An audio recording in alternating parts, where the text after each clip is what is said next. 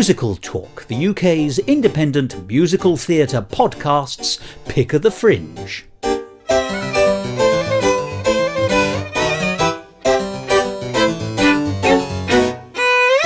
Hello and welcome to another edition of MusicalTalk. I'm Thos Ribbits. And in the week when Britain turns its clocks back by an hour, can I be the only one wishing we'd rolled it back 90 years so I could meet George Gershwin? Well, I hope you've been enjoying our Edinburgh Festival Fringe coverage. We've been covering the Fringe now for well over a decade, and every year we like to broadcast those episodes in a slightly different way to keep things fresh.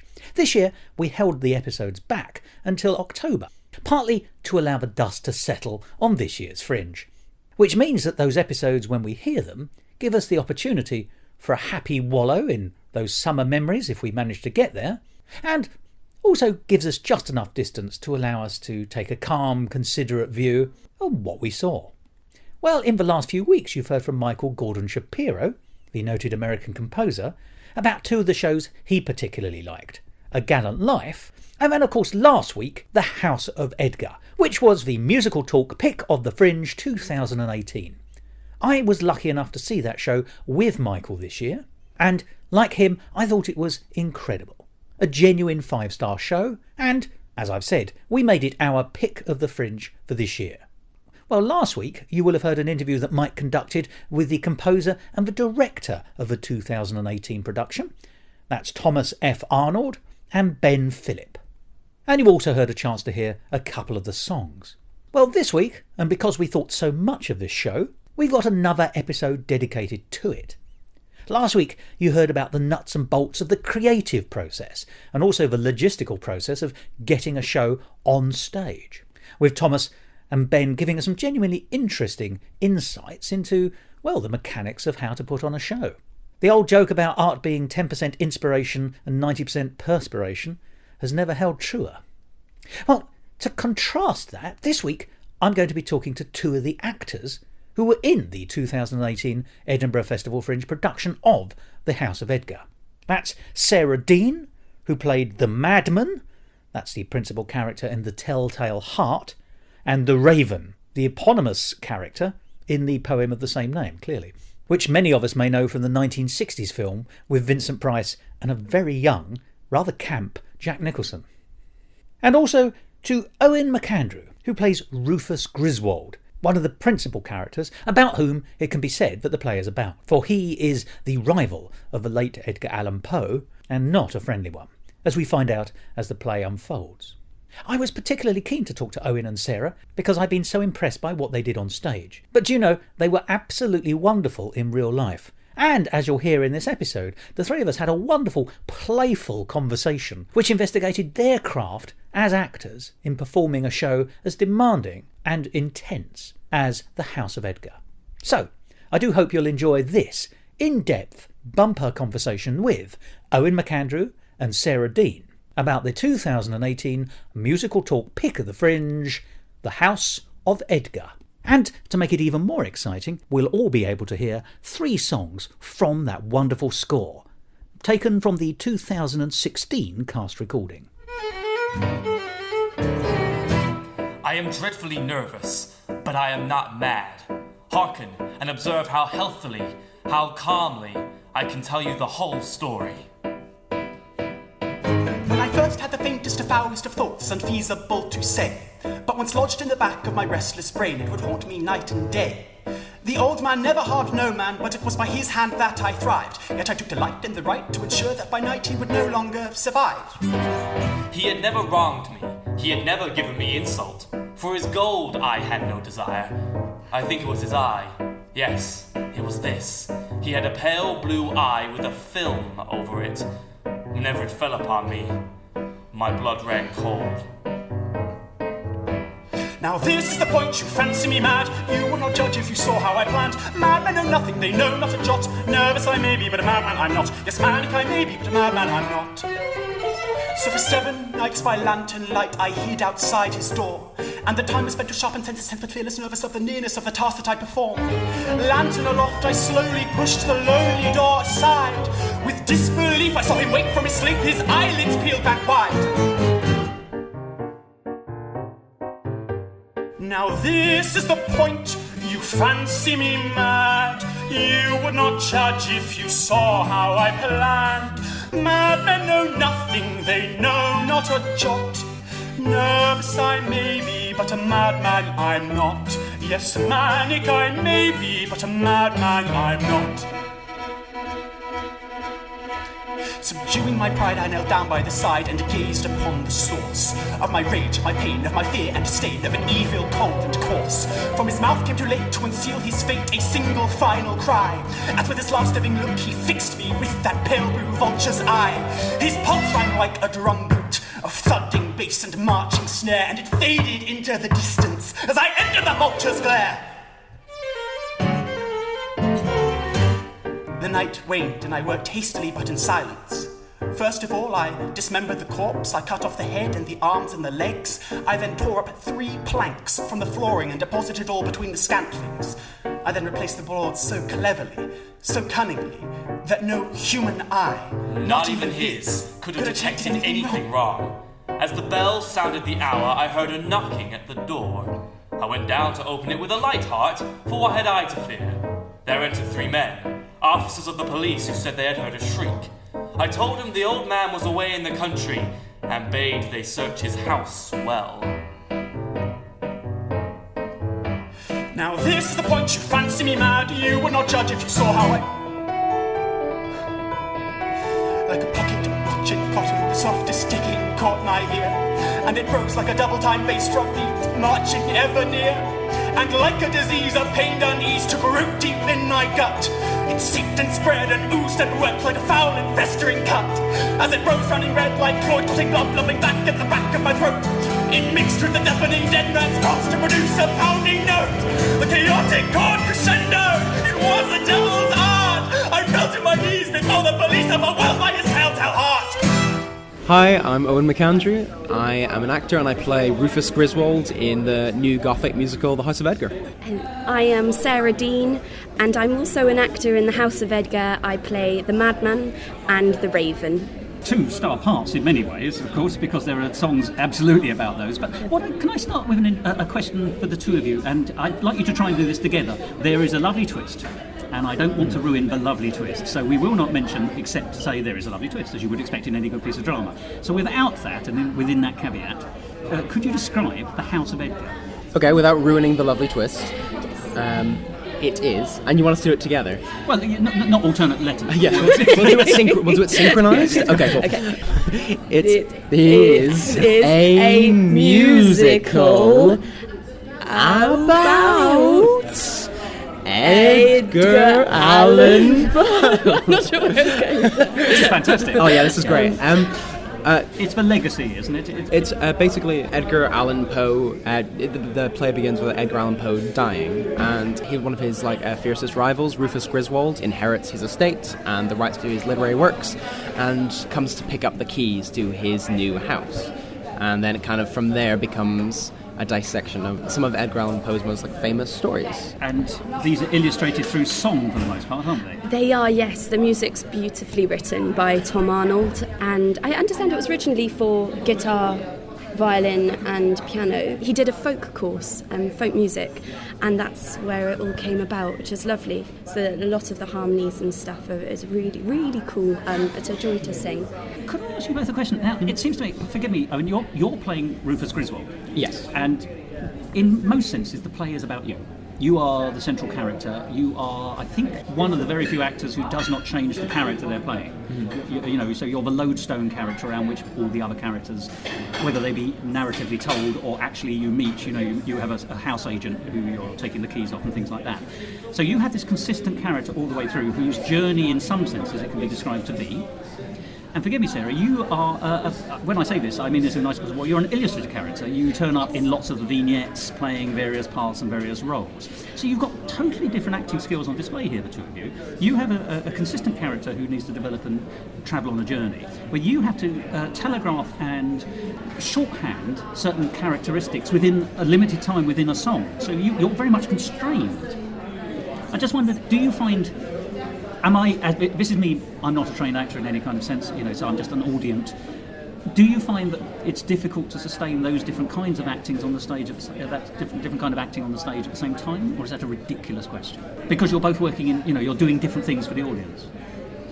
Do you mean in the context of the play, or for Yes. us individually? Like, does the play strain from having those two styles, or is in? No, I don't think. Okay. No, I think the play is pretty much perfect, to be honest. No, I'm talking about your approach. You're bringing different skills to the table at the same time. I think they were very much auditioned this way. So really, I don't know, but for me, playing very extreme characters it's what I'm more suited to, I'd say. So that's the telegraphing and the shorthand. Because let's honestly, within the context of Poe as well, we are talking grotesques in many senses. So you immediately come on. You're in the Telltale Heart song, aren't you? I am. Yes. You come on in a top hat, brown top hat. It's an interesting colour choice. And through manic behaviour, I hope you won't mind me saying this, eye-popping intensity, you really bring that song to life. The manic behaviour of the character who's declaring that he is not mad whilst behaving in a mad way. And you use a lot of physical performance in that. Whereas, forgive me, as Rufus, you are watching this and discussing this in a much more sedate developmental role for you. You're not a grotesque in any way. It feels perhaps like a silly question, but I'm just interested to see that you're doing different things on stage for your characters because you've been allocated different cards. And how easy is it to mesh? A show where you have grotesques and sophisticated established characters don't always go together. You do sometimes see the joins, and you don't in this, and I'm wondering how you've done that. Or is it just that the episodic nature of the piece aids that? Sorry, I've done a lot of talking there. No, not at all. I think it's quite a nice style to it, whereas the characters who are real, who are exist in the context of the space, all have quite monstrous desires, or they have their motivations are often quite dark, or their emotions are larger than life, melodramatic, like lost love, or vengeance, or like a streak of violence in them. The baser emotions of the human kind. Yeah, they're very ego. They're very id and very kind of primal, vicious and mean. So unrestrained, uncivilized, actually, I suppose, which is so much of the 19th century is about the trappings of civilization without necessarily having it. So there's a possible satirical element there, but do carry on. Yeah, well, I think so. And then when you have the stories, it's basically the stories seem to articulate what we want to articulate. It feels like the real characters are more restrained, possibly, and then through the stories like Annabelle Lee, it's about this heartbreaking, larger than life, all-consuming love that our characters probably feel but don't express because they don't have the emotional or the tools to do that. It's really interesting to say that because it's almost like the stories capture a part of your journey. I definitely see an essence of Madman in Griswold, and I'd say that, especially in the way we show the story, especially as you open with I'm not mad, there is a direct parallel between our two characters there, in the same way that Madeline Usher marks a different part of Virginia's demise in that way. So yeah, I think they work quite well. It's especially, and actually the door as a device helps us use different acting styles, as it were. Yes, because your only real bit of sort of standing set is a door and some bookcases by the side of it, which are used to great effect in the bookcases and the doors all the way through. So I think you're exactly right, because that door doubles up for a whole bunch of things within the vignettes, doesn't it, as well? Yes. It's interesting what you're saying also about how the choice of the Poe stories, the poets, if you like, feed into the story of Griswold. Because that's also underscored musically as well, isn't it? The very first, that lovely violin bit at the beginning of Telltale Heart, diddle-diddle, diddle-diddle, diddle-diddle, boom, boom, comes up later on again in connection to your story, I think, or certainly to the context of your story. So there's dramatic and narrative connections as well as musical connections all the way through, which is why I think it's such a successful whole. It's a beautifully integrated piece. That's my opinion, but I'm sure yeah, I feel like it keeps coming back, and it can't kind of rhymes like that. See the emotions of the characters on displaying the stories. Also, in terms of acting, it's kind of I get what you seem. It feels like a different type of acting. I always feel with your character, the Madman and the Raven. I feel like I have a lot of time on stage, whereas you guys come on and you have to know instantly who this character is and what their thing is. You have to show Mad, or you have to show the Raven, or the student. I think that's a different that's a different altogether. And that's why I think it's so strong. You're I recognize who this character is. I get a lot out of them from the 4 minutes of that song duration. Griswold as a character is quite brooding, isn't he? In a way, he's not a man who seems to be awfully happy. He's fired by anger and rivalry, fellow poets, rival poets. So what I like, I suppose, once again, we're always in the territory of the tonality of Poe's stories. Because actually he's such a good writer. There's so many. We mark him down as grotesque and gruesome. There's more to it than that. Brooding is also a part of the Poe stories, and yet, as you say, the Poe vignettes come through with such intensity and power immediately.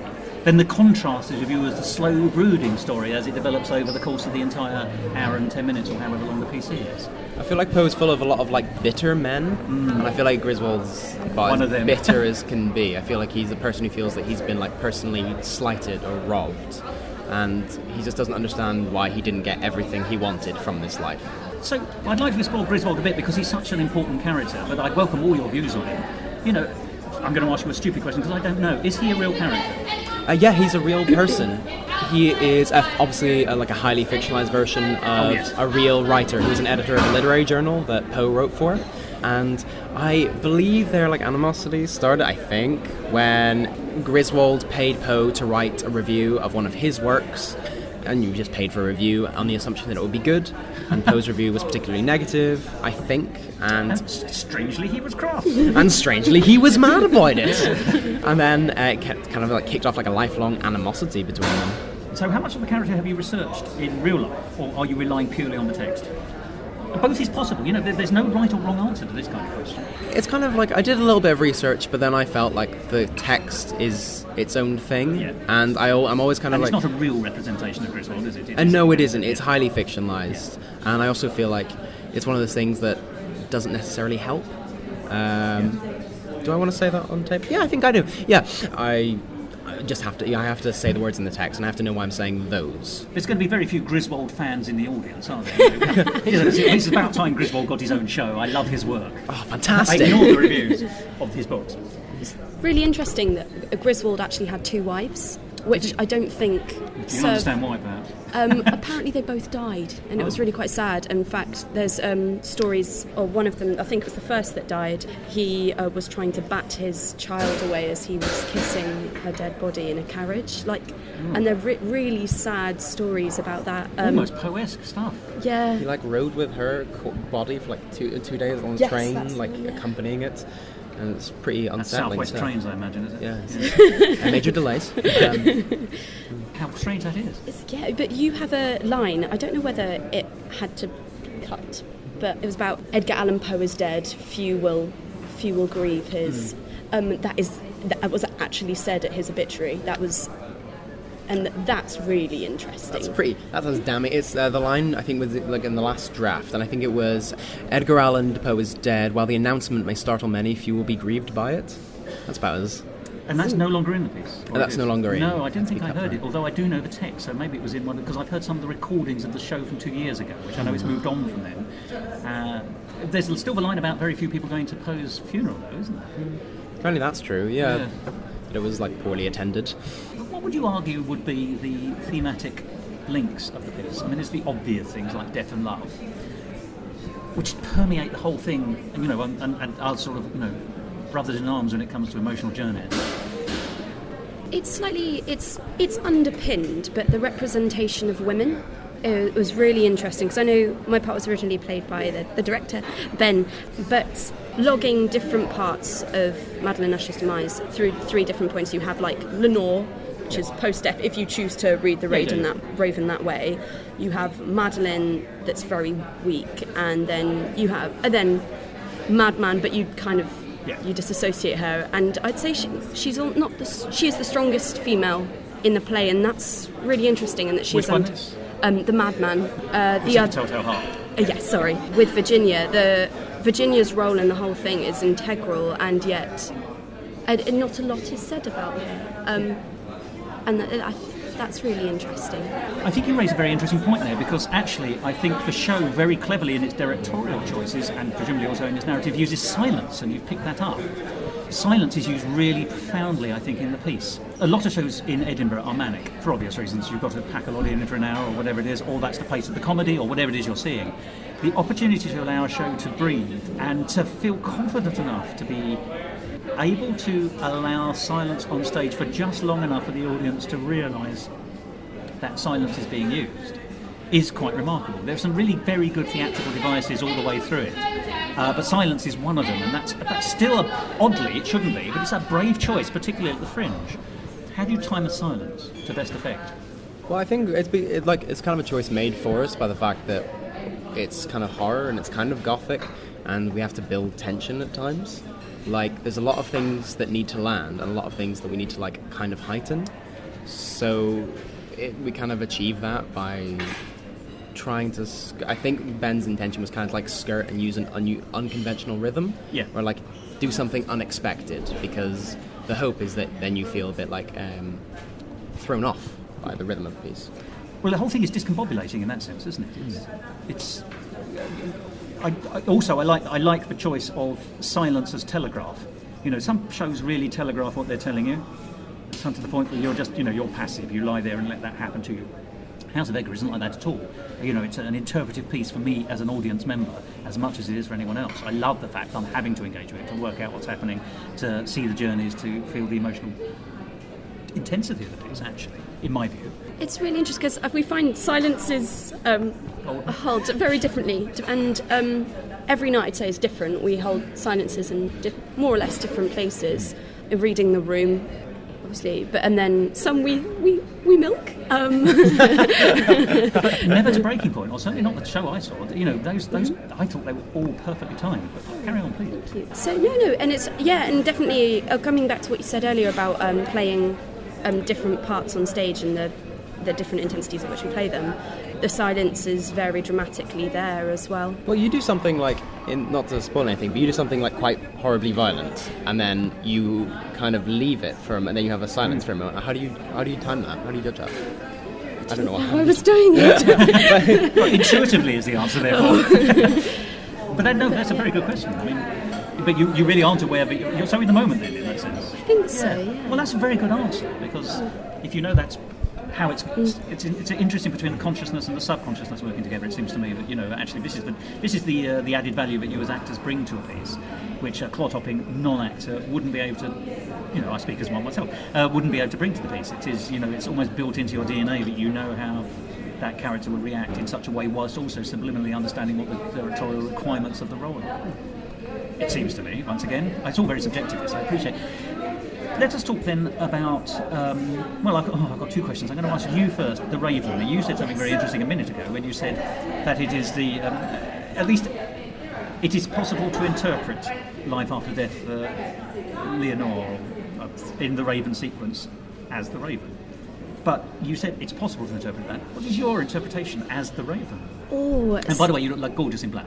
Thank you. Anyone who yeah, I again try to mix it up every night, and I try to show both sides. I think because Andy, who plays the student, he's already putting the meaning on me, so I focus... The Vincent Price role in the film, by the way, I think I just ought to say that. Tell him that. I try to play it more as an innocent bird, but that's captivated by the eye, by his eye line. And yet you're very emphatic in your Nevermores. Yes. That's a raven that knows what it's doing. Our original direction was that I would actually look through the student and only engage with the eye line with the Nevermores. And so I think for some reason that's kind of stuck, or the intensity of that we keep. Well, that works for the character, doesn't it? The character is desperate to reconnect. And if the only reconnection can be through the eye line, if the raven is the avatar, should we say, for his lost love. And although Nevermore is I'm never going to see my love again, I shall see them nevermore. So it's a heart-breaking moment. And yet, if he can have some kind of apatistic connection with his lost love through the eye line with the raven, which only comes when the negative news comes, the negative word, there's that bittersweet thing built into that immediately. That's so beautiful, I think, that interpretive love and pain, love and death and pain in one simple word, and that directorial connection of only making the eye connection then. Anyway, that's interesting. Yeah, thank you. Well, can I ask you about physical theatre? Because actually, the roles are very, very physical, aren't they? The madman, at the very point you murder the man with the film in his eye, you're pushing a hat into his face, essentially. But it's very, very effective. And of course, without revealing how the ending works, you, as Rufus, forgive me, I conflated you with your character. Me as Rufus. Yeah, as Rufus. There's a moment, at least, when you're lifted high in the air and whirled. There's there's trust in that, trusting fellow actors, but also physicality as well. And we see other characters. There's Mr. Price. Mr. Price. The house. He's the Pit and the Pendulum is offered as an opportunity for him, should we say, to have some physical performance. And yet, the piece is not a piece of physical theatre per se. Once again, how do you mesh that in a way that seems... this is not the right word, but seems naturalistic within the context of the piece? Because physical theatre isn't necessarily naturalistic, is it? But I wouldn't say it's necessarily like a complete other genre to itself. Our movement director, Tobias Cornwell, has just been fantastic. I think he kind of believes it's just another way of telling the story. It's just like another utensil to use. And because the emotions are so heightened, and because it's such it's like melodramatic elements, it's like a old Gothic text. This is physicality is just a really good way to express those emotions. He made sure that anything we did physically wasn't superfluous. So everything was underlined by character. Everything was informed. There was no wrist flick without it being a characterial decision. So there's nothing gratuitous. There's nothing look at me. It is all to drive the narrative. That's the thing. Well, I mean, that's very interesting, but there's also... It is a musical, let us never forget. And, of course, in many senses, what you're describing there for the use of the physical performance is also the point when you might bring a song in. And I'm not saying they're divorced, by the way. I'm saying, it all goes into the whole together. But, of course, the tradition is, such as it is when people choose to define musical theatre, is that the intensity of emotion or whatever the character is feeling sometimes gets so great that it is best expressed in song rather than just prose, for want of a better phrase. Not prose, but you know what I mean. It's interesting that the physical performance can also either underline or replicate or substitute for that emotional outpouring, and in a way that is speech marks non-naturalistic, in a way that singing, of course, is, unless it's a diegetic song, but we won't get into that. I suppose I'm talking about the fusion of these things together. I'm asking you, Chris, because you're professional actors, none of this is, you make everything look seamless. I appreciate you sweat like rotters behind the scenes to make it look seamless, but is it easy to combine a song is an expressive way of pouring out emotion and idea, but also it's trammeling because you've got to then fit that performance within the song and the lyric, and you have expression within it, but that is a trammelled way of doing it. Physical performance is the same. You have to be very neat with otherwise, the moment it goes wrong or scrappy or the unnecessary wrist flick, as you've said, you start losing the meaning. To do the two things together, the three things with the if you like, the underbed of normal acting, or a dreadful phrase, but you know what I mean. Do you find it easy to conflate the three together, or is it just natural for you as professional actors? I'm sorry, I'm asking you a lot about your craft. I hope that's okay. Oh no, of lovely, course. Thank you.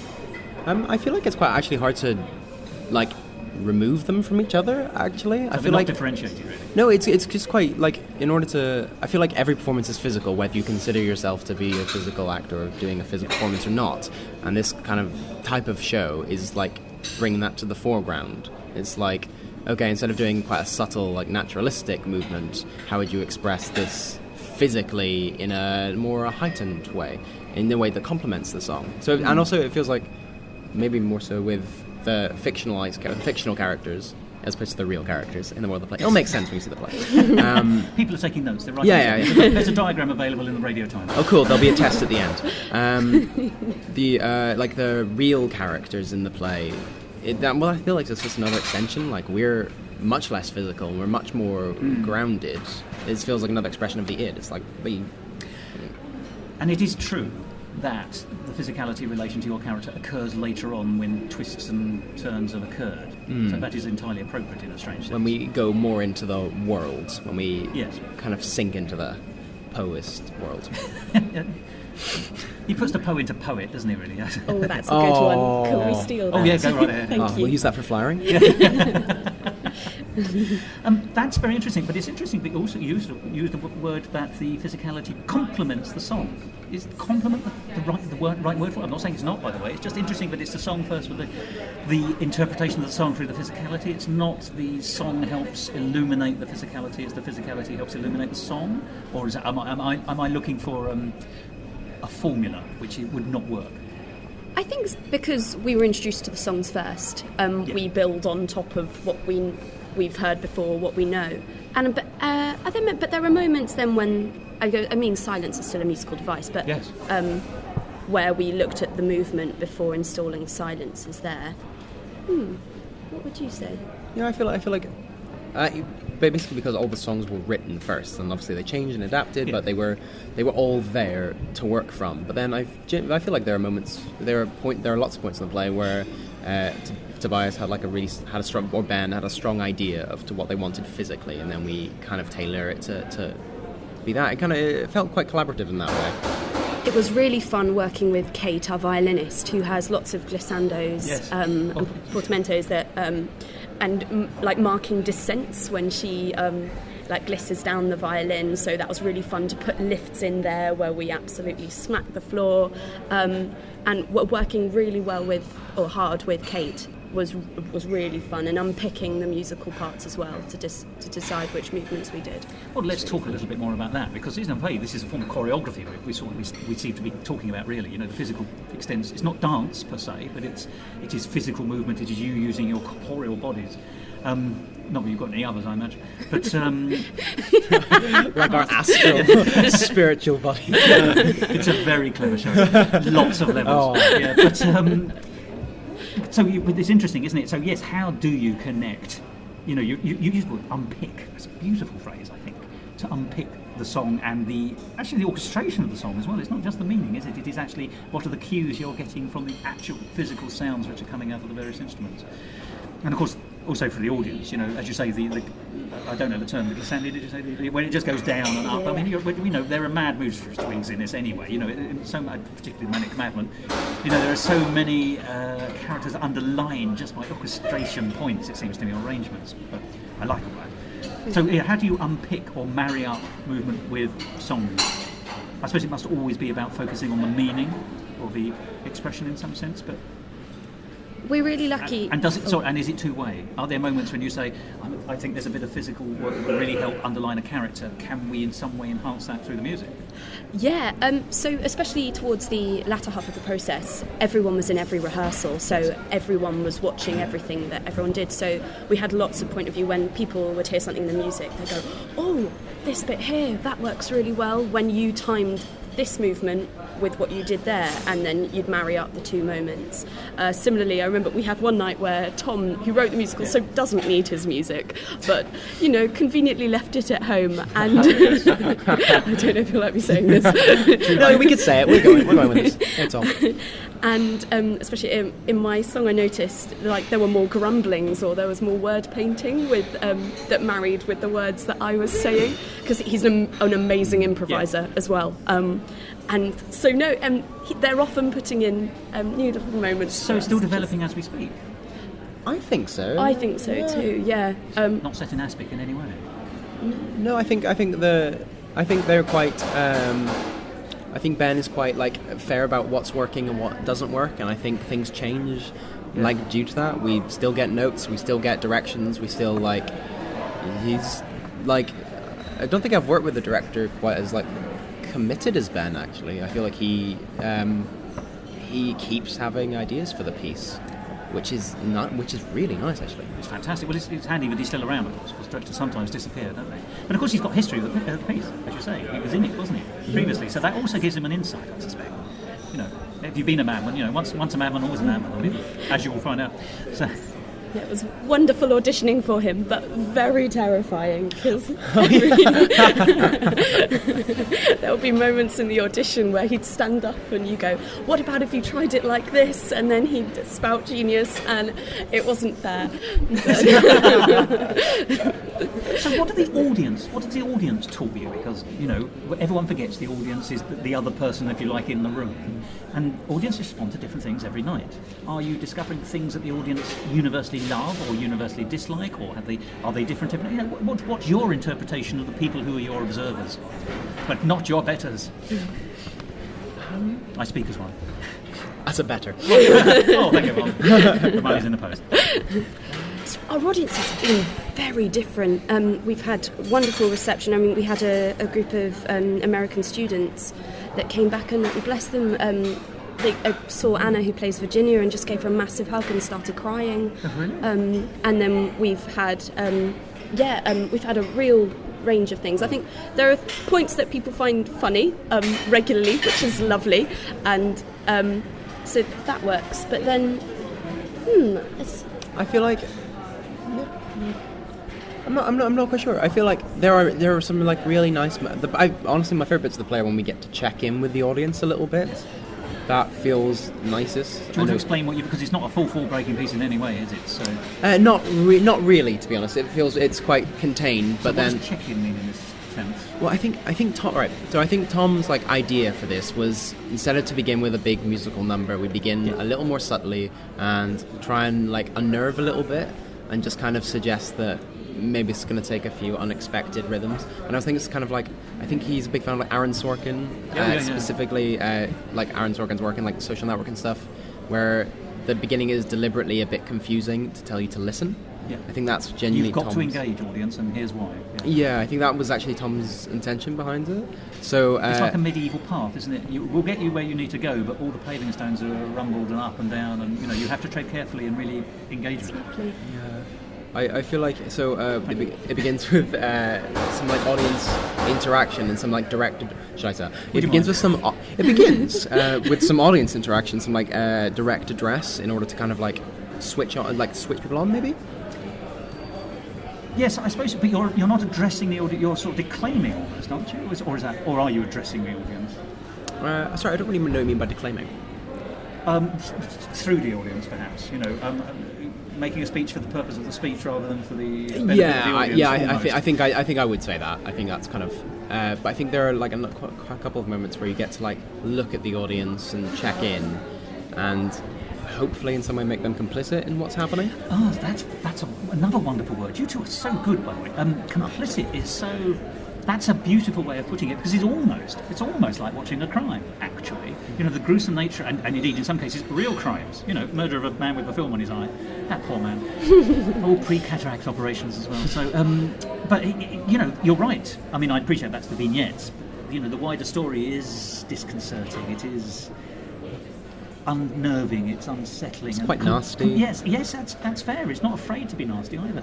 But being complicit with that is it's not just observing passively. It is by witnessing. It's engagement through witnessing, isn't it? In a sense, I suppose. And I'm not going to explain it any further. I think you have hit the nail absolutely on the head with that, with the perfect word for that. But are the audience willing to be complicit with you? Have you ever found them struggling away from you?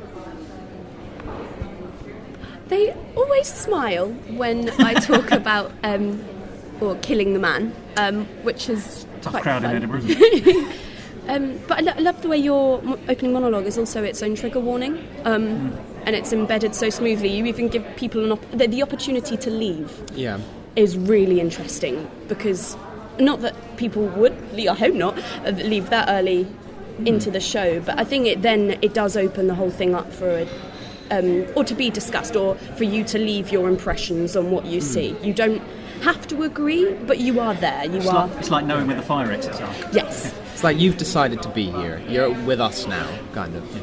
And we're quite like that. Forcing responsibility onto an audience is actually such an interesting concept. It does happen, of course, but I don't think I've ever stopped to think about it. So this is fascinating to me. I feel it's kind of like I think it kind of makes like kind of like the contract of like theatre, but a bit more like explicit, maybe. Yeah. So it's like, well, you've chosen to be here, and I've told you this is going to be like violent and horrible and quite nasty, and well, you're the disgusting people who've come to watch this. I'm not calling our audience disgusting. No. No offence taken on behalf of us all. I wasn't calling you specifically disgusting. In which case I stay with that. Okay. So contract, once again, a very interesting word, isn't it? I mean, you're right, there's always a contract with an audience. There has to be. It's implicit. But you said no one's left. But we were back to that. Has anyone, have you had a sense that some people didn't like it? Not because it's bad, but because it's so good that they don't like what's being offered. It's very niche. I think a lot of people, especially people we flyered, it's not a happy-go-lucky imposed musical. No. It's not university a cappella. No. Very few jazz hands, I noticed. Yeah. We'll add those. That's what you put. We like to think that the audiences that do come genuinely do want to see a work about Edgar Allan Poe. Can I go further? A work of art about Edgar Allan Poe. Thank you. It's very easy to think that we would be telling the story of his life, or we'd go into slightly more depth, and that we wouldn't put Edgar Allan Poe's poems into the context That's of our easy own for you play. to say.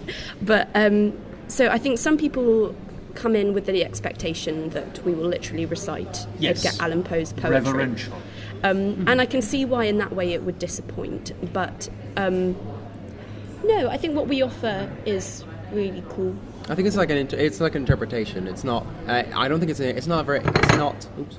Sorry, I knocked over a mug. That's all right, I've stood up again. It's not like it isn't reverential. It's quite like plays kind of like loose with his stories, like just putting them in the way that feels most vital to Tom. Yeah. But also, let us point out, it is not an Edgar Allan show. It is not a show about Edgar Allan's works per se. It is a piece of art in its own right that is interpolating, using, building upon, standing on the shoulders of giants, etc., etc., to create its own piece. And in that sense, let us say proudly that this is a really good piece of work in its own right. It just happens that Poe is the thematic, if you like, underscore of it. I suppose what I'm getting us back to the point where it is a work of art in its own right. It is not per se Poe's poems. Poe's poems are a factor in this. And actually, I love the fact they've all been boiled into a series of songs, actually. I think, first of all, it's a tremendous homage to the works originally, but also it makes them bite-sized and comfortable and allows you to, it's turned an enormous banquet into a very satisfying buffet of finger food, and that's if you only want the Poe elements. The fact that there's also this fantastic story with, human development, human interest, love, death, and all the other thematic things we've been talking about on top just makes it it's a succulent meal, I think, if I may say. What surprises you both individually? This is a question you could confer, or, are you still surprised by the work on different nights? What are you finding in it as it develops? Because you've been talking about it's organic.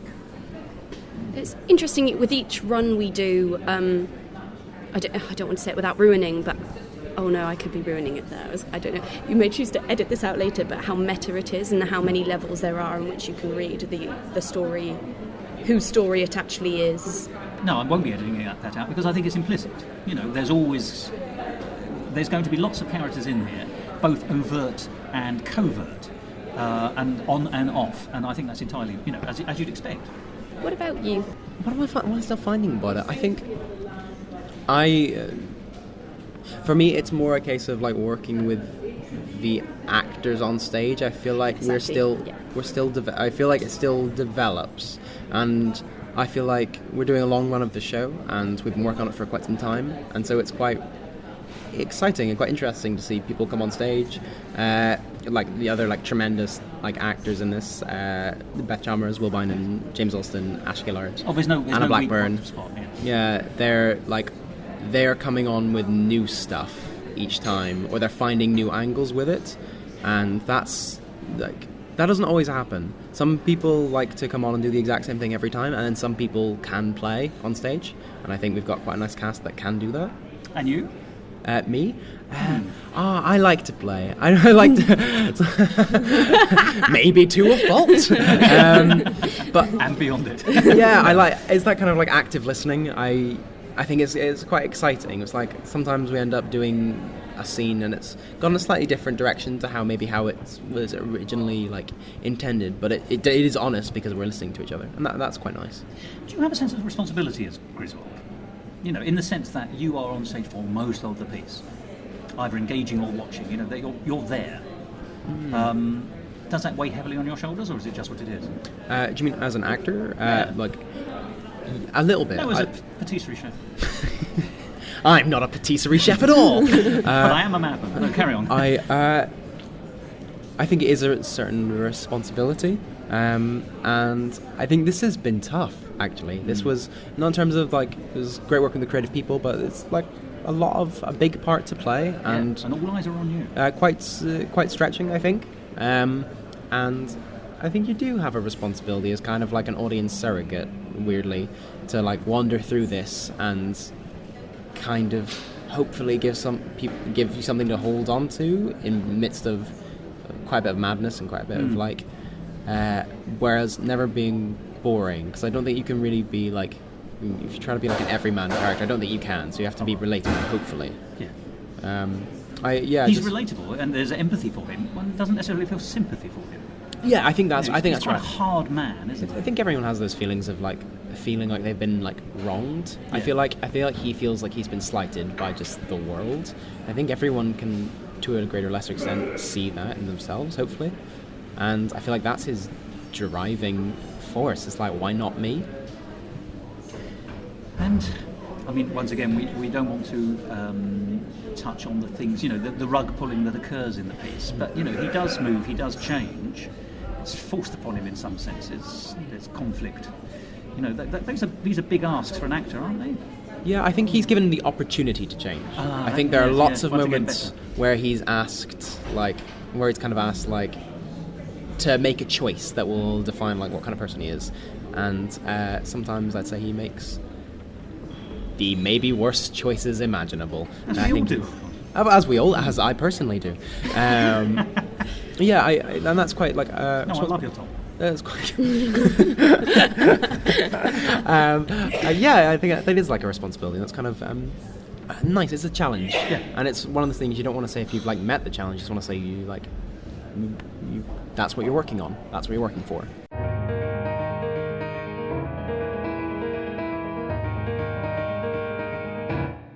In the greenest of our valleys, by fair spirits tenanted,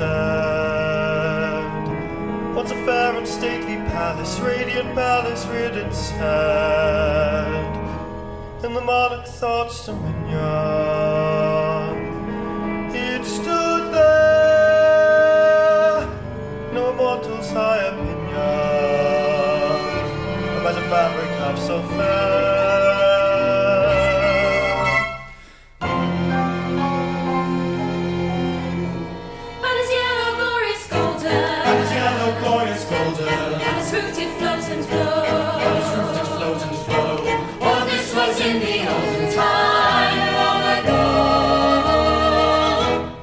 Gentle air that dallied in that sweet day, rampants bloomed and pallid, a window door went away,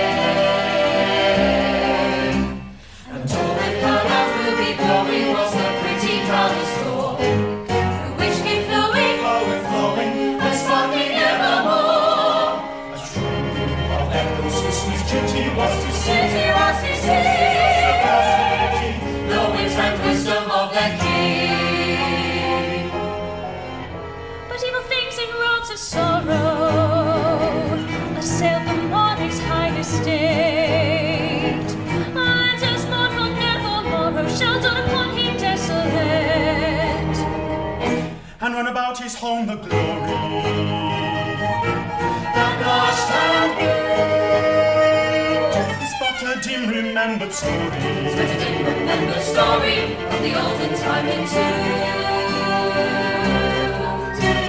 And travellers now within that valley through redlands and windless sea, past falls that move fantastically to the most discordant melodies, like the ghastly rapid river through the pale dawn. The cages from the shop forever, they laugh, but smile no more.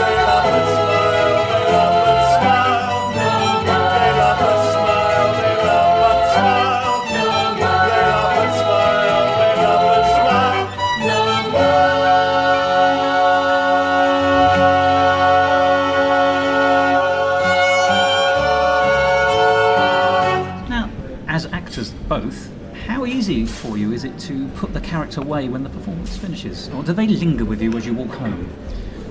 Or characters in some cases? Are you mad outside? Murdered anyone recently? Not that I would say. Shut up, Sarah. Right. Dressed up as a bird recently? It was interesting because I don't know, the energy of the performance definitely, or I think once you bow, I like to think that I'm myself then, and I'm really lucky when my most intense roles are towards the beginning of the play. So definitely before the show. I think Will Bynan says it very well, that he wears his character. He's not his character, but he wears it. Like a coat. Yes. That's a very interesting way of putting it. And so he is himself. He just communicates through the character whilst he gets into role. And then once he's finished, he takes the coat off. But And I suppose you have a role that's a lot closer in terms of. Mine's closer to who I am. I think it's not as like big a leap. It's not like a massive. It's not like a massive. Larger than life like character. He's not grotesque. He's not grotesque. He's like more normal. And also, I just kind of I quite like the feeling of like going onto the stage and then being like, and kind of working it out there. I don't know. I'm just thinking out loud. So that's very interesting. So you're saying that is the space where characters exist, and off it, they don't. Yeah, is that what you're saying? I think I do kind of think that. I think you have to have. I think you have to have all the tools, and you think you have to know what your character would do in the situation. But then, like, until you get on the stage, that's the stuff that matters. Yeah. And even if you have a really, I'd say like I switch on stage more than backstage. And implicitly off as you get off, as it were. Yeah, I think I do. I think I don't carry things. I'm just on stage. So that's quite interesting that you've got it in a contained kind of sense. Is there anything you do to get into the character? You know, what's your personal shorthand? You know, some actors, as you will have heard, say, you know, I know the character once I've found their shoes, or I know their walk, or I get their voice, or whatever it is. You know, do you have, particularly if you don't mind to you, Sarah, you know, with so many characters, but actually for the both of you, you know, what is the thing that triggers the character in you, or can you just, because you're both geniuses, can you just sort of turn it on at the drop of a brown top hat? I have a playlist, on Spotify. You are Michael Phelps. I have O Fortuna, a lot of Wagner, Britain's Rejoice in the Lamb, or Just for the Lambs, can't remember, and a bit of, A Love is Blindness, anything really screechy, I'd get into. Those are quite different things though, aren't they? They are, Although I can see Wagner setting one up for a Poe mood. And then a lot of folk music for the Raven. But do you have a playlist as well, don't you? Or do you? I'm not really, to be honest. I think I'm kind of like, I like improvising as the character. I feel like I'm more into it when I can like just like I quite like playing as the character a little while just to kind of like switch it on a bit and get like the mind working. Well, because it's opens, doesn't it, with as you say, with Poe dying, essentially. So we, the audience, come into a stage where something is already happening. Not a lot, but, you know, there's that sense of the story has started before we've arrived, which is always an interesting thing because that gives us, the audience, a sense of having to jump on. So in terms of you as the performance, particularly you, as Rufus Griswold, is there a start point for your character? I think there is. I think the two things that I'm getting giddy. The first thing I quite like, like you said, the stage is kind of set up. I don't want to spoil for anyone who comes see it, but it's done in such. Ben has designed it quite cleverly, I think, with our stage designer Arabella Wunderlicht, where the stage is kind of set up like it's a place where something happened, like something bad has happened on this space. It's quite a specific, nice design. Very also helped by the room. Yeah, it's a Regency room. It's fantastic. It's a great space. Yeah. Good venue, good seating. And comfortable and well priced as well. It looks like the place where something horrible happens, and that's really nice from the start. And then, in terms of my like idea for when I come on, I kind of like to think of it as like Edgar Allan Poe is dead, and this is me winning. This is like the best day of my life. I feel like I've won in the terms of like he's died before I have, therefore I have outlasted, and this is. It's a retrospective manifesto in a sense, isn't it? He has this like really hollow, bitter little victory he has against. And the I've world. inherited his house. I've inherited. Works, yeah, it's like it's such a such a pathetic little man victory. Yeah, and it's. But little man is the word in a strange sense, isn't it? Yeah, I think it's like. I feel like Griswold's probably got loads of like horrible like masculine like views of masculinity and stuff. I think he's quite like. I think he's a very self-destructive person. I suspect he thinks he's the alpha male when really he's the gamma male. I think he knows he's the. Like, and I think he knows he's pathetic. I think he knows he creeps people out. I think he knows he's a bit pathetic. So it's all bluster. And he's just projecting this kind of like alpha, like what he thinks intelligent men are supposed to be. Oh yes, it's the once again it's all image, isn't it? It's that sort of I think so. What does one project? I'd like to talk about the score and the singing of the score, because it's not an easy score, I should say. It doesn't. I mean, it trips merrily upon the air, although you do have to engage with it as an audience. And so that's a testament to your skills as singers and the rest of the cast as well. But is it complicated? Is it hard? Is there a song that you secretly think, this is a great song, but I hate singing it, it's so difficult? Or is You it can take this one. or does it go down as smoothly as Mother's Milk? Getting my mouth around the words in Telltale is... Yes, it's bum ba ba dum ba ba dum ba ba dum ba ba dum ba ba dum ba ba dum, sung like a typewriter. Yeah. Oh, every night. Man, it's hard, but they're such fun words to say. Oh, sorry. Well, no, I just want to ask briefly, because there is that brief moment when it's a duet, because actually you've got Mr. Price reading, I think. Yes. That's right, and then you have to phase in with him as he fades out. There's a kind of crossfade done live, orally, by the two of you as actors. Sorry, No. So there's a jumping on point once again. No, that's been really fun to work. I mean, you enjoyed the song? Oh, yes, love it. There's a lot of stop time as well, which I enjoy. I think it's kind of closest the musical gets to Hamilton. Well, thank you for that drop. Great. So what you're saying, it's basically Hamilton. It's basically like a lot of Hamilton. If you like Hamilton, you will love this show. Are you auditioning? Well, no, it's really fun. What's another one? The harmonies in Haunted Palace on The Mask. When you have the dropped seventh and everyone on a drone, so fun to engage with, because I think the blend is just wonderful. Fun, but hard, or just fun? That bit is kind of the bit where you can breathe, because then we start dancing, and that's hard. What else is there? I mean, you like Annabelle Lee. Yeah, I think I don't sing as much as these guys really in the show. No, because it's the episodes, isn't it? Yeah, most it's kind of songs are. So. Yeah, I kind of like do some narrative singing, kind of, and then and some of the chorus numbers. But yeah,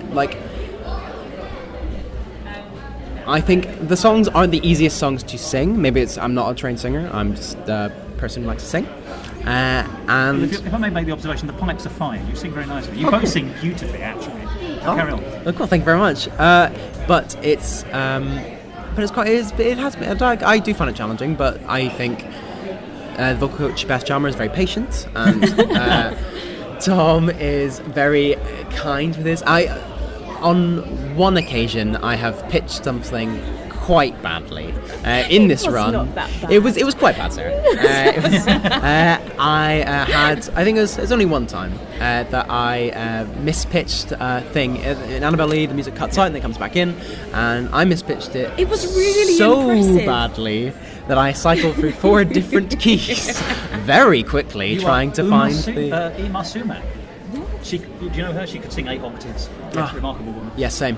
And I cycled through 4 different keys, very, very quickly in a frantic search for the correct note. I started much, much higher than I was intending to. Because that will only make difficulties for yourself, though, isn't it? Because, oh, yeah. Because you just know later on there's something I cannot attain. How do I get out of this? I was genuinely wondering, do I just scream the last lines in there? Can I just say it? I backed myself into a corner. But Tom very kindly corrected me with some gentle keyboarding. By the way, there's a famous cabaret song called it's called A Word on Your Ear. It's sometimes known as I'm Tone Deaf. It's about a soprano who is tone deaf. So although she sings beautifully, she can never find the key. And it's by Flanders and Swan. It's one of their lesser known numbers, because it requires a woman to sing it, obviously, and they weren't. It's worth getting a recording of it if you can ever find it, because it's exactly that, where she's singing a note which is clearly wrong, and then the piano finds her rather than she finds the piano. So I love what you're saying there. But that's live performance, isn't it? There'll always be a trip, or something will go wrong. Or I was at a show yesterday when someone, during a brief moment of physical theatre, accidentally yanked, without anyone realising it at first, the socket out of the back of the electric keyboard. And so when the song was supposed to start, we had there was fortunately a man already drumming, so he just sort of extemporised around the drumming, whilst you saw the chap on the piano feverishly turning on the amplifier, seeing if it was that. Unfortunately, it was one of the actors who spotted what happened, and they, if you're attuned to it, you can see it, but actually it was over in a snap. So, well, actually, we had like a kind of an incident with one of our first performances in London, where we did a preview run, where Will Bynan, who will love me telling this story, he my former friend, he accidentally got his foot caught in a tarp. On stage during one of the big group opening numbers of the show. It's quite like a powerful moment. And so he got his foot caught, so he kicked his leg free and kicked one of the bookcases that are part of the set, and that just fell. That just, the whole thing. You know, the second last gag in the play that goes wrong, where it plummets, narrowly missing the actors. It was that, but for real. Yeah. Buster Keaton, in fact. Yeah. It was great. And Will just lift, he was a pretty strong guy. He lifted the bookcase back into place, and we just kept singing. Is he playing Mr. Price? No, he is the lover and the usher. It's a pity because there would be a subdued comic value from the man who is essentially the house agent demolishing the house for you. It's a beautiful. This will see us all out. Oh no. Well, in the next scene, because all the books are on the floor, James, as Mr. Price, very surreptitiously started putting everything away, just tidying up. Because he's good. Because it's important, isn't it, as well? Yeah, the books aren't just there for fun. Let us talk then briefly. I'll come back to the music, I think, in a minute. But I'd like to talk actually about the what I would call the great theatricalism of it. Without ruining anything, there is one great sit-up, abrupt moment with a book. Simple as that. And it's beautiful. Once again, it also plays in with the silence and things like that. There's a sustained sense of fear being developed by you as Rufus. He said pointing on audio, making no help at all. So that's why I clarified. But there's the audience are already on tenterhooks. There's a kind of pricking. There's a sort of pricking of the thumbs already going on, and then there is an abrupt, what I would call an arresting moment with a book, and that is the best way of describing it. And there's lots of those things all the way through. The timing on that is once again really important to make that work. Once again with the silences, and then it's followed up with more. I won't say any more than that. But these are physical props. So you've got timing and props and audience suspense of it, which is emotion. Balancing those things, is that difficult? Is that easy? I know it's a stupid question, but what you do, what the two of you do, is magic to people. Alchemy, perhaps. I think that's one of the physical theatrical moments, like the books or some of the surprises or some of the movement pieces. They're the things that you don't think about that need so much rehearsal and so much practice. I think don't just happen. Yeah, it takes a lot of work by Ben, Tobias, Arabella in order to make that look good.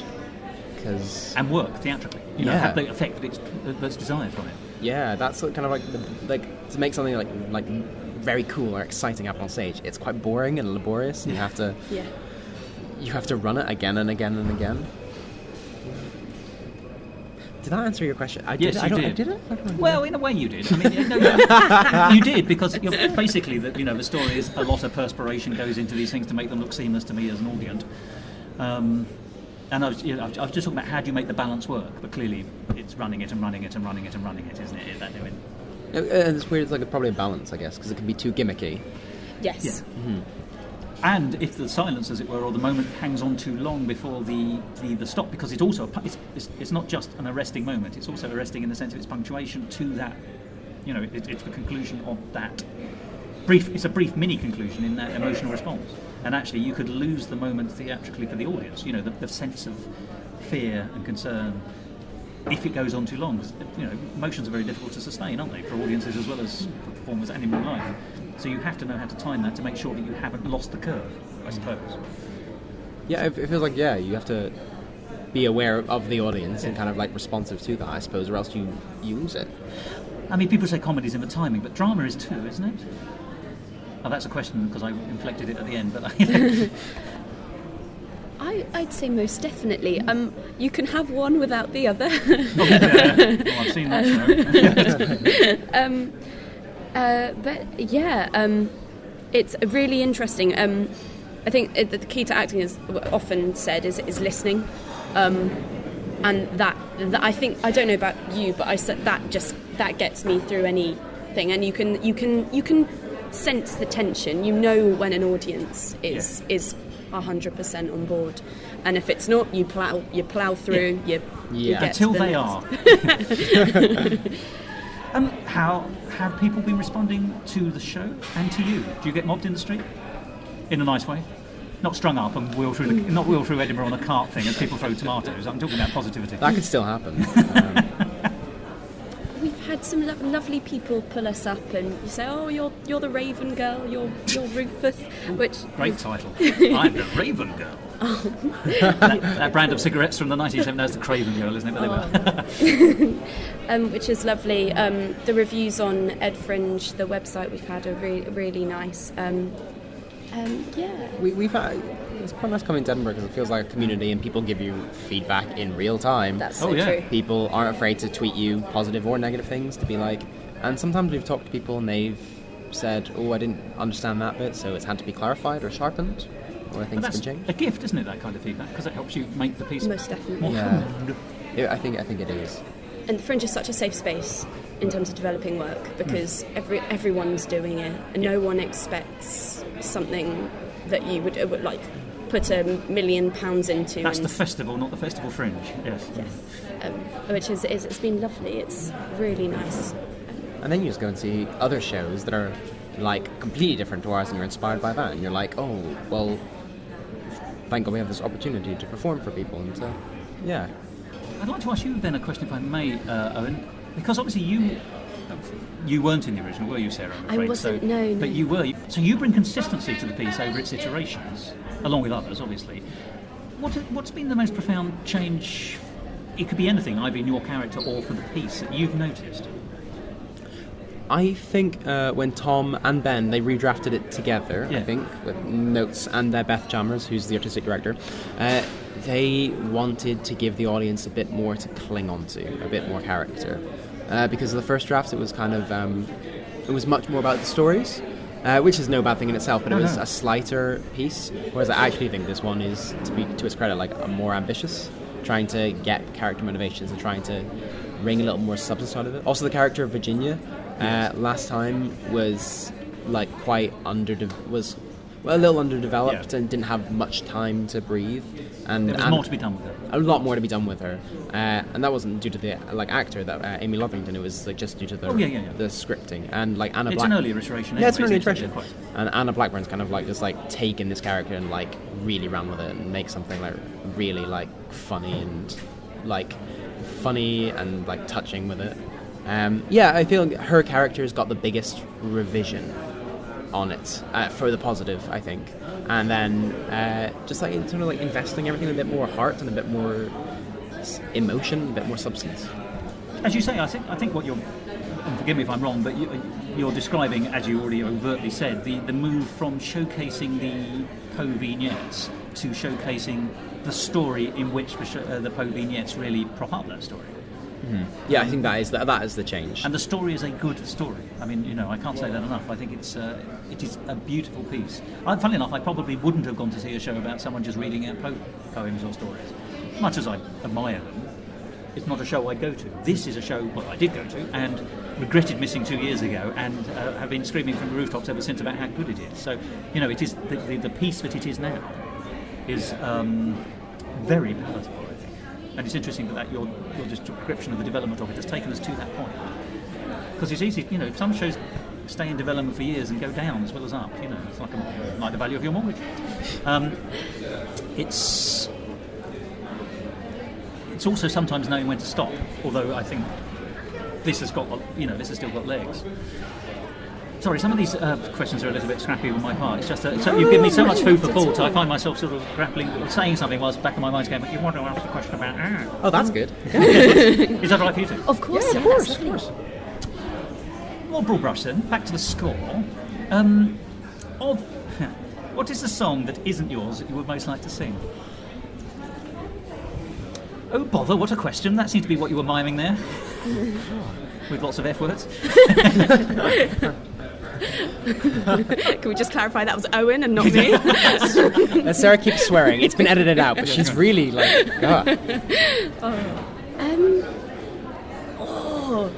It's such a tough one. That's why I asked it. I lie back and feel smart while you do all the hard work. I love Beth's bit there. It's like an iteration of Better Than Now that was from the original, where she says, but I won't walk those mountain tops or dip my toes. That 8-bar phrase is just wonderful, and it's so lovely, and it's within like a woman's belt that's not straining, and it just feels like one of those things that you'd sing in the shower, and that's wonderful. Yeah. That would be mine. That's the song you covered. That's definitely around the house. Yes. We all sing that one. What about you? I always loved the Madman. I think I'd quite like to be Madman. I'll fight you for it. I was gonna so say should we swap back one on. night? Should we do it? Yeah. We talked about this. We really want to do a role swap. That would be fantastic. It really would. Also, how wonderful. But I'd like to put this on record that I'd quite like to play James Alston's part of Mr. Price, because I think like dorky assistants are kind of more my thing. I like playing that a lot. I think we should just briefly mention the other show you're in. Then you're playing fantastic manservant Geoffrey, zesty twink, as described. That zesty twink, Mum. That's. I play Grandma as well. We're doing a show called Cream, Tea and Incest, which is also directed by Ben Phillip, written by Ben Olborough, and that's the space at Surgeons Hall, and that's as different in tone and style as it can possibly be. It is, although you are fantastic in it. You are fantastic and so versatile, but I feel I'm just buttering you both up. I do apologise. Oh, thank you very much. No, please don't stop. But you were talking about how you like to play Mr. Price. Yes, forgive me, that was the parallel I was making, because you're already a sort of I quite somebody's factotum, if you like. Yeah, I think I quite like being the fun side character. I like that a lot. Yeah. Well, that's interesting then, because that's not a song, that's another role. So you've got to still come up with a song, and you've got to come up with a role now. See what he's done? It's changed the rules.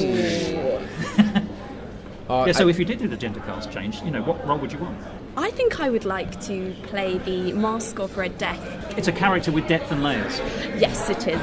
Zany in its approach, but also the path that it undergoes is just... Oh, yes. There's a journey there to be had, isn't there? Rich, yes. Yeah. That's a good one. You'd be good at that. I think I might like to sing The Raven. I'd like to do that. I think that would be really nice. As the student rather than the Raven. As a student. Yes. Oh, I thought you meant the Raven. Yeah, that's not singing.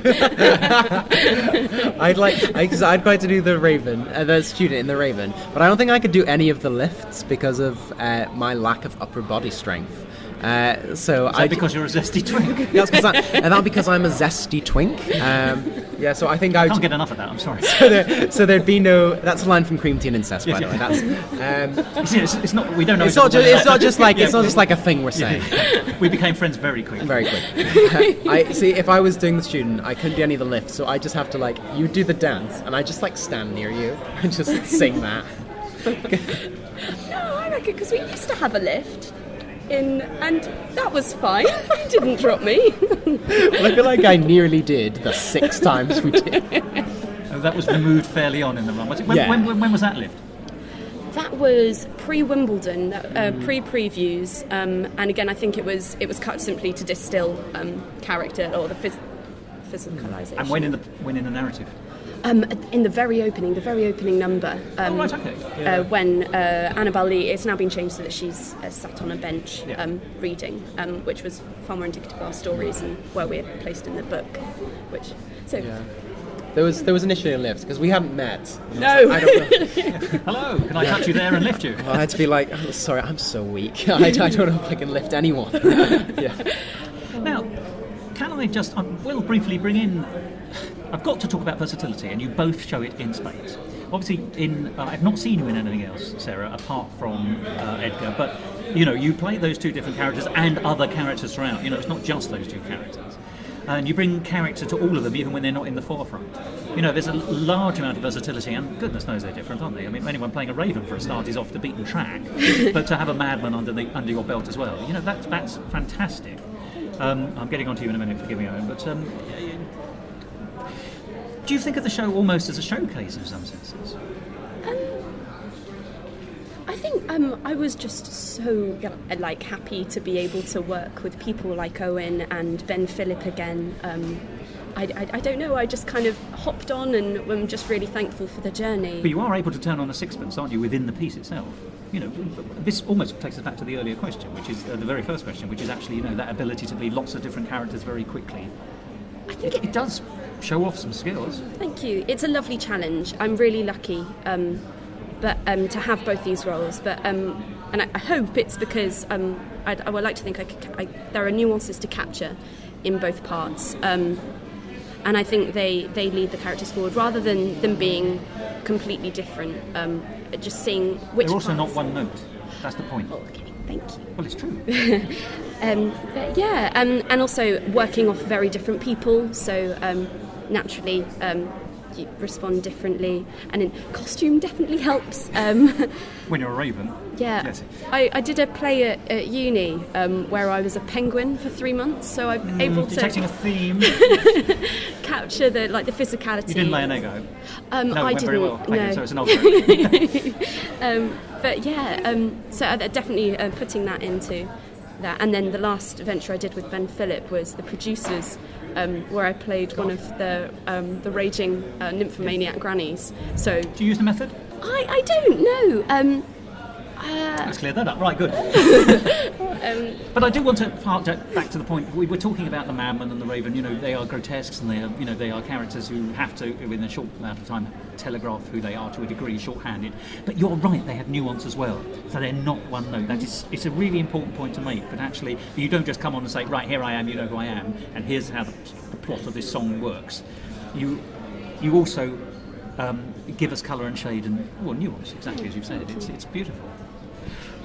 The same question to number 2, please. Now, I've seen you in different roles, in different shows.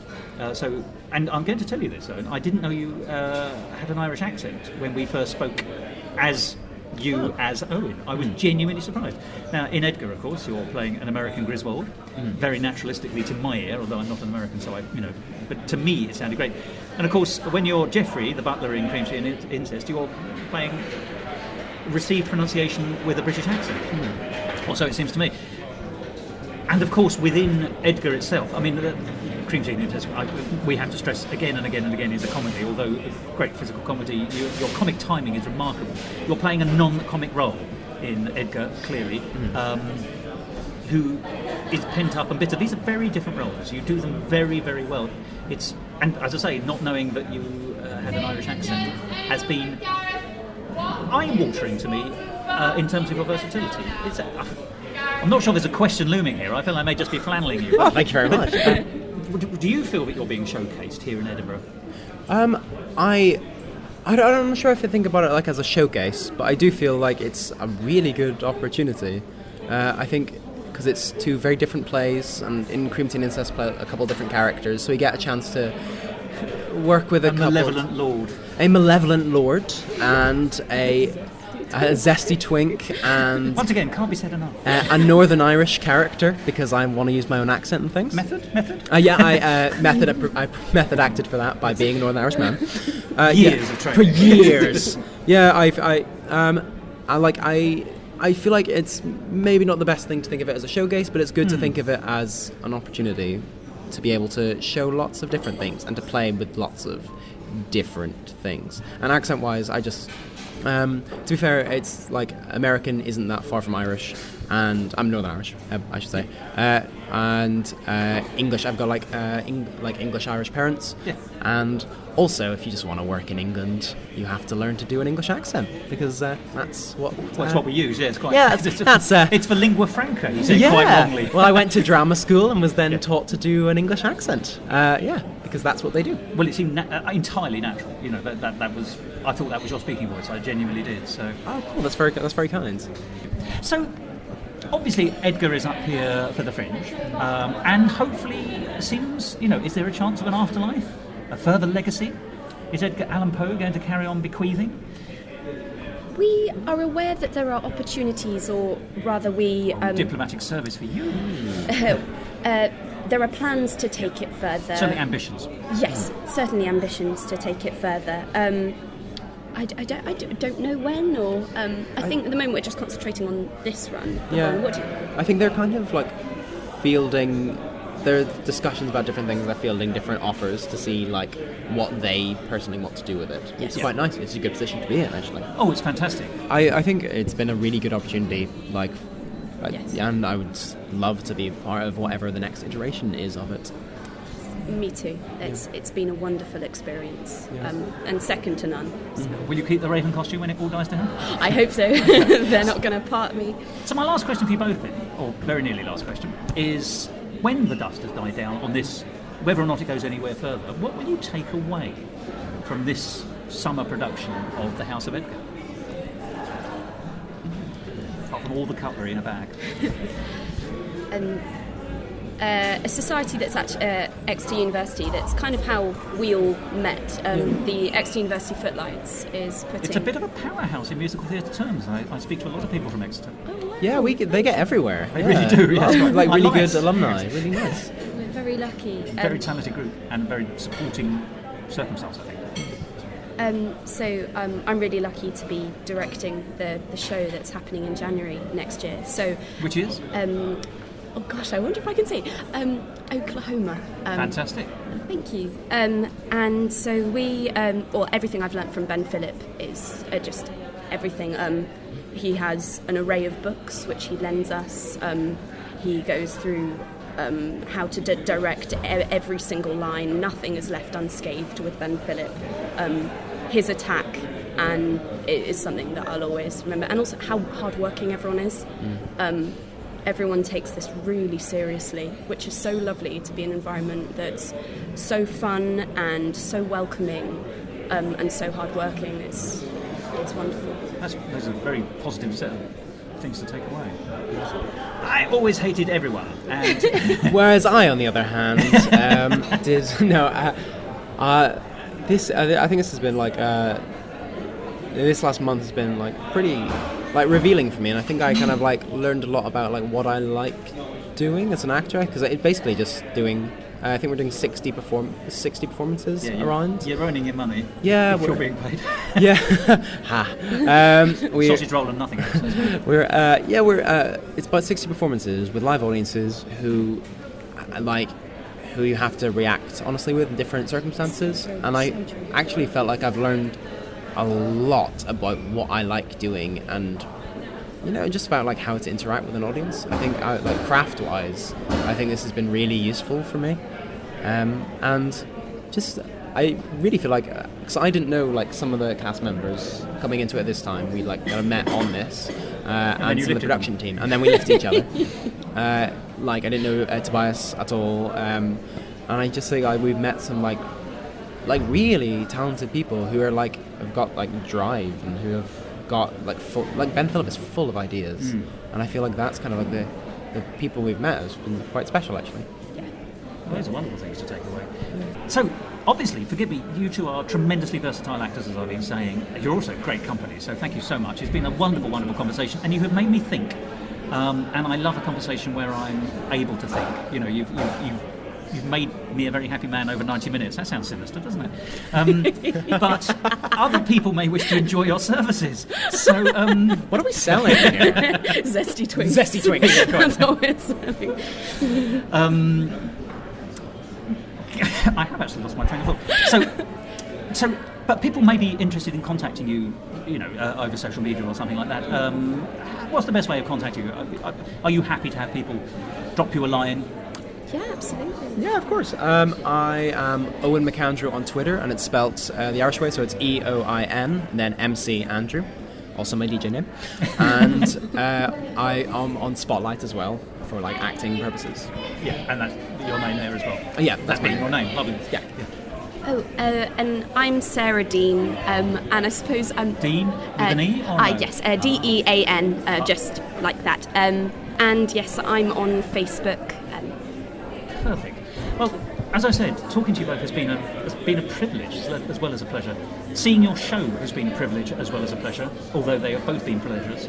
And I'm sure that you're going to go off and do wonderful things, so I do hope you'll stay in contact. But can I just wish you the greatest of luck in your careers? Because, forgive me, you both clearly deserve great success, I think. Thank you so much. And you've brought me such pleasure. So. Thank you so much, Faz. It's been really fantastic. Yeah, genuinely. Thoroughly enjoyed. Thank you so much for having us.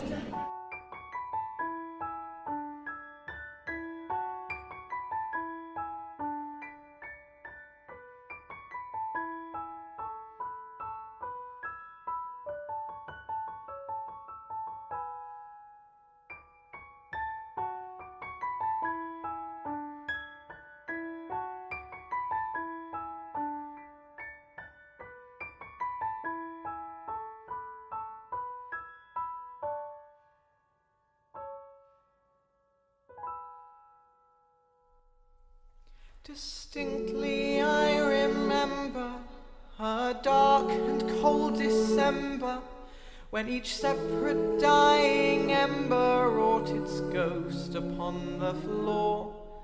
With haste I wished the morrow, vainly I had sought to borrow from my books relief of sorrow, sorrow for the lost Lenore. For the rare and radiant maiden, who the angels named Lenore, it was then I heard a gentle rapping at my chamber door. Deep into the darkness peering, long I stood there wondering, fearing, doubting, dreaming dreams no mortal ever dared to dream before. But the silence was unbroken, and the stillness gave no token, and the only word there spoken was the whispered word Lenore. In there stepped a stately raven, summoned by the name Lenore, and it perched upon my chamber door and whispered, Nevermore.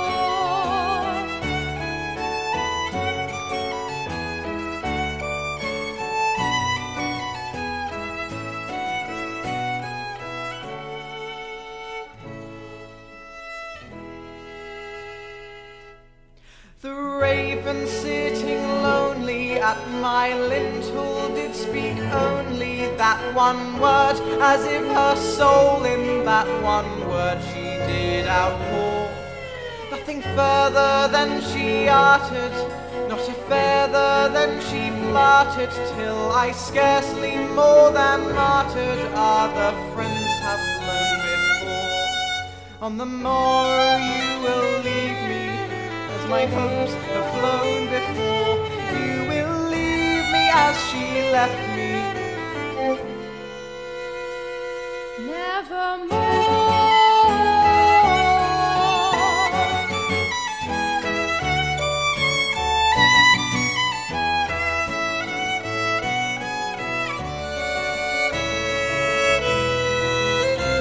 Then I felt the air grow denser, like the aura of a spectre, and I heard the spirit's footfalls tinkle on the tufted floor. Wretch, thy God have lent thee, by these angels he hath sent thee. Give me respite, give me mercy from my memories of Lenore. Spare me this mercy, so I forget my lost Lenore. Oh, spare me this mercy.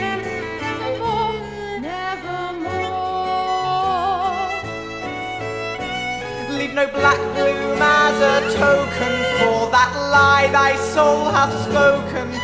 Leave my loneliness unbroken, quoth the raven. Nevermore. And the raven, never flitting, still is sitting, and the lamplight, oh her streaming, throws her shadow on the floor. And my soul from out that shadow that lies floating on the floor, and my soul from out that shadow shall be lifted nevermore. There we are, the end of an absolutely delightful conversation. You've just heard Eoin McAndrew, who's an amazingly talented actor, keep your eye out for him, and Sarah Dean, who has a great future ahead of her as well. And I must give them my thanks, they really couldn't have been nicer. And indeed, when we finished recording, the three of us just carried on talking for a good hour more. Well, there is quite a lot of gossip in Edinburgh. If you'd like to find out more about the House of Edgar, you can go to the website of the company that produced it. That's Argosy Arts. And their website is argosyarts.co.uk. And there you can find out lots about this production, and indeed the previous production of the House of Edgar in 2016, when it was in an earlier iteration. And there are photographs and songs and ways of contacting the people involved. And finally, there is a cast recording of the 2016 production available online. So do look for that. Just search for The House of Edgar, Thomas F. Arnold, and you can find it on various downloading sites. It's well worth hearing. Well, what's coming up on Musical Talk in the future? Well, of course, we've got plenty more to talk about from the Edinburgh Festival Fringe. And it's not just from me. You'll be hearing a lot more from Mike Shapiro, but also from David Herzog, who had a show up there this year and conducted some interviews with some of the people he saw in shows that he liked. So, a lovely broad range of views and interviews and discussions from three very different presenters of Musical Talk. So, hopefully all bases covered there. If your particular interests don't quite chime in with me, they might chime in with Mike, or they might chime in with David. Find out. But before that, we're going to take a very short break from the Edinburgh Festival coverage because, as I'm sure you know, we're approaching the centenary of the Armistice Day, the ceasing of hostilities at the end of the First World War, that truly global conflict which can be said to have moulded the modern world in which we live. There'll be commemorations worldwide marking that event, and Musical Talk will be no different. So do join us again next time as we take a look at some of the music from what they called the Great War. However, that's all in the future. We're currently in the present, and you know, we always stay in the present. Have you noticed that? But I'm going to give you a present, and that's me shutting up. That's a gift to anyone. And I'm going to do that by signing off this episode. And you know there's only one way I like to do that, and so I'm going to show it to you now. Goodbye. This episode of Musical Talk, edited and presented by Thos Ribbits. Copyright Musical Talk 2018, except for the songs and the music where the copyright remains with the original creators. And my thanks go particularly to Thomas F. Arnold for allowing me to play his songs and music on this programme.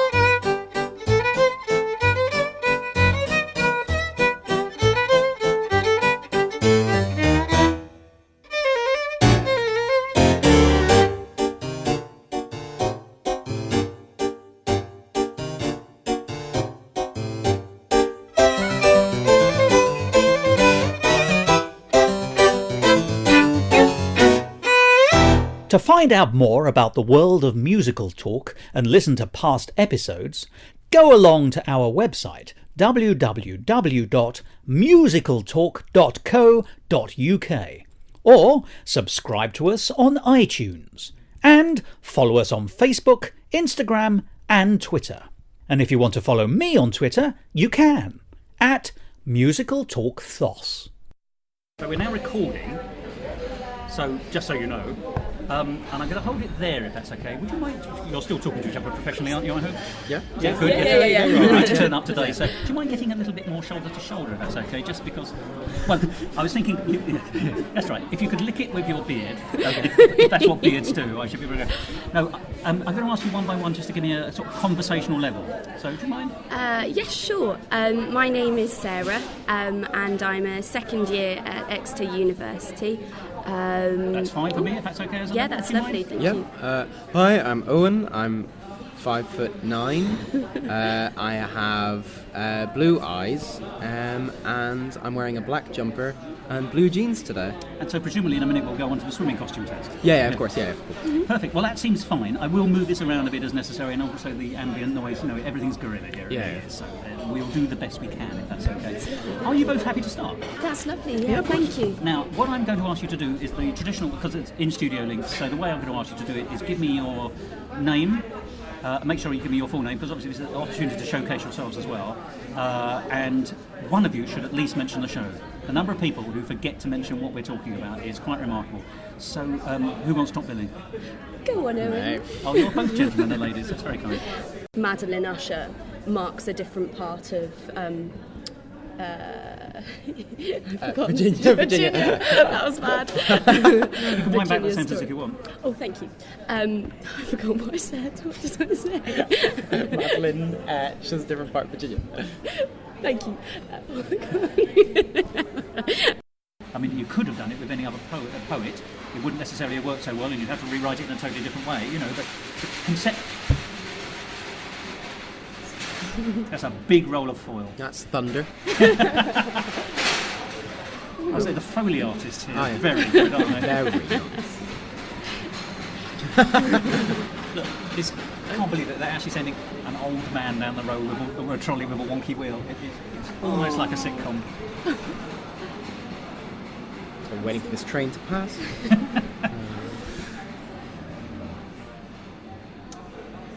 Now, I've lost my train of thought.